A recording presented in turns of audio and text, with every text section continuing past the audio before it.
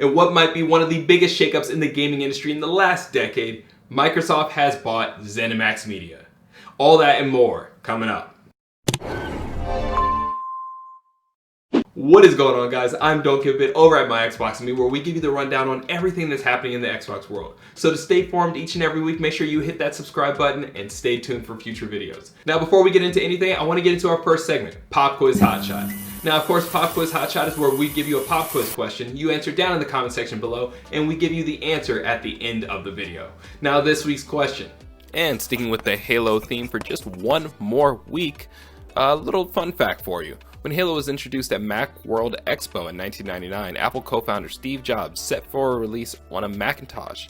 Bungie was then bought out by Microsoft.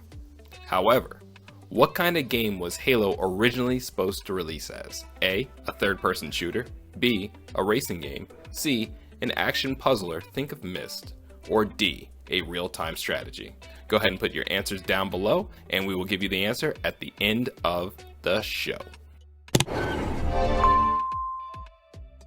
And what might be one of the biggest talking points in the last decade for the gaming industry, and no, I am not overselling that at all. Microsoft has bought Xenomax Media. So what does that mean? Well, Xenomax Media is that parent company for a lot of the developer studios that you absolutely love, such as Bethesda, ID Software, and Arcane Studios, all those. So we're talking about Microsoft now being the parent company for your favorite IPs, Elder Scrolls series, Doom series, Deathloop. Yes, Microsoft now publishes a timed exclusive for Sony.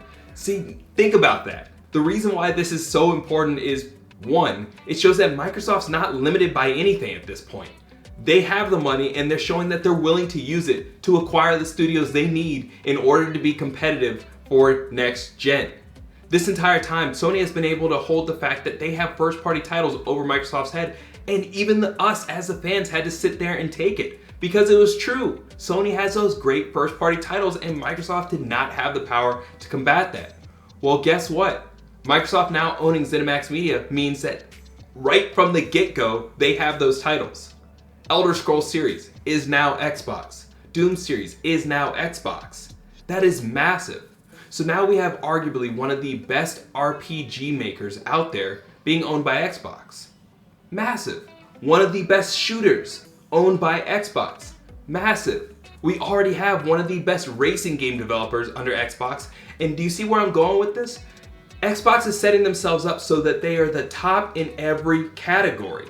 Number two, the second reason why this is important is Game Pass. Once again, talking about that value of Game Pass increasing every single week. Doom Eternal has already been announced that it's making its way to Game Pass come October. And you can expect the other games to follow suit. We're talking about Dishonored, Game Pass, Dishonored 2, Game Pass, Deathloop. Yes, it's a time exclusive for Sony right now, but eventually, Game Pass. It just keeps happening. And then you're talking about the next Elder Scrolls series, Game Pass, Elder Scrolls Online, Game Pass. Do you not understand? We are getting some major value out of Game Pass and it just keeps increasing. And the third reason, probably the most important or at least exciting reason for me, is the fact that Microsoft has just showed everyone that you can't plan what they are doing. You can't think of possibilities and limit Microsoft because they're just going to shred them. Nobody thought EA Play was going to be on Game Pass. Nobody thought Microsoft would buy out ZeniMax Media. This is ridiculous. So it's exciting because for the first time ever, I look at Microsoft and I have no idea what they're going to do next. Absolutely none. If you look anywhere on Twitter right now, the conversation is what studio are they going to buy next? What are they going to acquire next? They already stated they're not done buying. So it's crazy. Now what I'm hoping is that Microsoft sets its eyes for that Japanese market, which goes right into the next story. Microsoft has just announced that they are cutting the price for the Xbox Series S in Japan. Reason being is because they want to capture that Japanese market. They just had the presentation for the Tokyo Game Show and everything was centered around the Japanese market. From Flight Simulator displaying its beautiful new Japanese rendered worlds, as well as Minecraft really focusing around the Japanese content creators, Microsoft knows that it needs to get a foothold in the Japanese market this time around. In the past, they have tried with the Xbox 360 and Blue Dragon and getting some of those JRPGs off the ground, but then we saw the Xbox One just fail completely in the Japanese market, and it looks like now they're trying to make a strong return to the Japanese market. We've seen a lot of rumors on Twitter right now about how Microsoft has talks about buying out Sega or something crazy like that. But the reason why that could be a strong move is because if the Xbox can market itself as a huge competitor in the Japanese market and we start getting some of those Japanese influenced games into the Xbox ecosystem, all that's going to do is just increase that library, making it a powerhouse. Once again, increasing that value of Game Pass, increasing the reason why you want to have an Xbox or at least be in the ecosystem. If you look on Twitter right now, you're still gonna see a lot of these Sony fans saying, well, why would I get an Xbox now? All I have to do is get Game Pass. Exactly. That's exactly the point. We're talking about a generation ago. Sony fans, if they didn't want anything from Xbox, they would just leave it on the table. No money had into the Xbox ecosystem. But now, some Sony fans are even talking about, well, why would I get an Xbox when I could just get Game Pass? Now they're investing into the Xbox ecosystem even though they already have a PlayStation. That just goes back to the power of what Microsoft is really doing this generation. Now moving right into the next story, Microsoft has unveiled its accessories, pretty much just gave us a look at some of the different controller colors, and that blue one is beautiful. Now a lot of people are saying that this blue and white color scheme is supposed to be an ode to Sonic. Once again, going into that Microsoft possibly buying out Sega, etc., etc.